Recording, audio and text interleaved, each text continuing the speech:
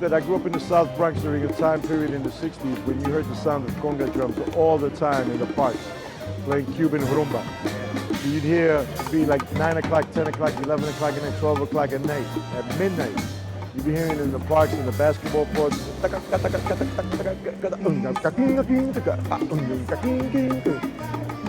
In fact, if you didn't hear that, people would call up the police and say, hey, something's wrong. I don't hear conga drums in the parks like usual, like normal.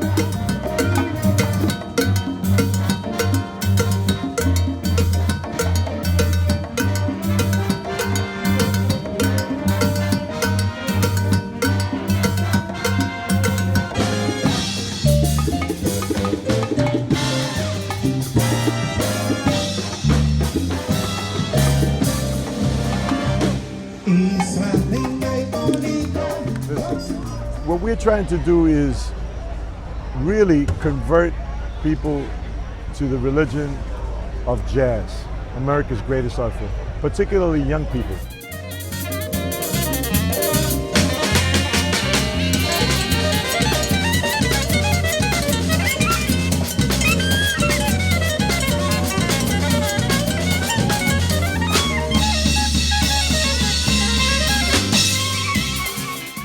This is not music just for adults.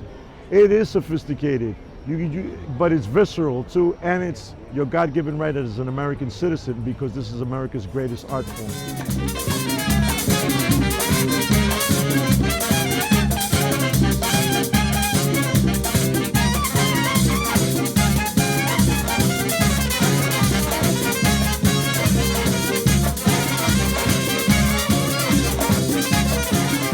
A lot of young people in the audience.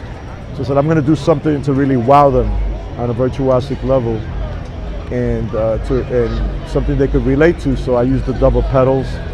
So it's something that Louis Bellson developed first, but their reference point, oh, they see rock drummers doing that and heavy metal bands.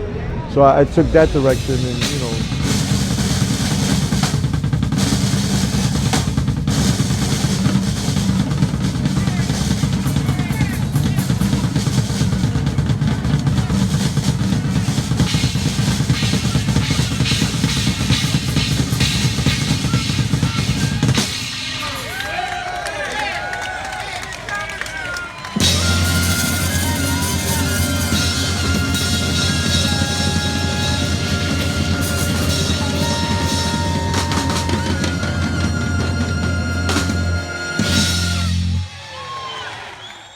it really is sad when a 16-year-old kid who's African American tells me they don't know who Duke Ellington is, or he happens to be Puerto Rican, they don't know.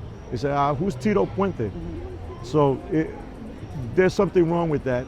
And one of the things I've talked about is making jazz part of the history curriculum of every public school student. When they get to the 5th grade and they learn about the Louisiana Purchase and all that, they got to learn about jazz, which is America's greatest art form.